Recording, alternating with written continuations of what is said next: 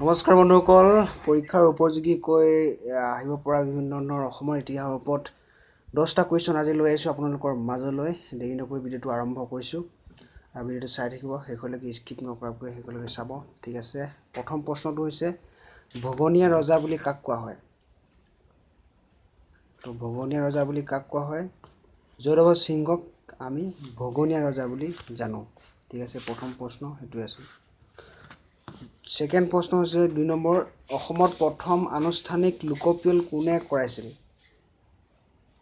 অসমত আনুষ্ঠানিক লোকপিয়ল কোনে কৰাইছিল সুহুংমুং ৰজাই অসমত প্ৰথম আনুষ্ঠানিক লোকপিয়ল আৰম্ভ কৰিছিল ঠিক আছে 3 নম্বৰ আছে গড়গাঁৱৰ পৰা ৰংপুৰলৈ ৰাজধানী কোনে তুলি নিছিল প্ৰথম আছিল গড়গাঁৱৰ পৰা ৰংপুৰলৈ ৰাজধানী কোনে তুলি নিছিল তো গতিকে ৰুদ্ৰসিংহ ৰজাই গড়গাঁৱৰ পৰা ৰংপুৰলৈ ৰাজধানী তুলি নিছিল ঠিক আছে তাৰপিছত আহিলে 4 নম্বৰ কুৱেশ্যন মীৰ জুমলাই অসম আক্ৰমণ কৰাৰ সময়ত আহোমৰ স্বৰ্গদেউ কোন আছিল জয়দেৱ সিংহ ঠিক আছে জয়দেৱ সিংহৰ ৰাজত্ব কালতেই মীৰ জুমলাই অসম আক্ৰমণ কৰিছিল জয়সাগৰ দল কোনে খজাইছিল ৰুদ্ৰসিংহ আমি জানোৱে দন্দুৱা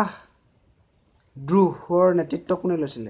যে দন্দুৱা দ্ৰোহ হৈছিল হেৰ নেতৃত্ব কোনে লৈছিল হৰদত্ত বীৰদত্ত দুজন ভাই ককাই আছিল হৰদত্ত বীৰদত্ত এই হৰদত্ত বীৰদত্তই দন্দুৱা দ্ৰোহৰ নেতৃত্ব লৈছিল চুবুৰীয়াসকলৰ শেষ ৰজা কোন আছিল চুবুৰীয়াসকলৰ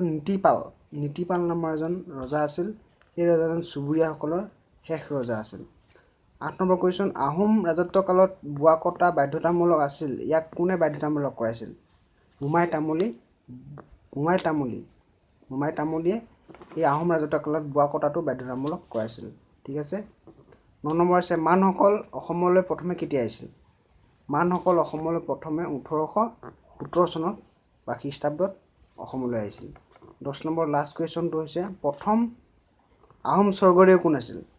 আমি সকলোৱে জানো চুকাফা গতিকে ভিডিঅ'টো চাই যদি ভাল লাগিলে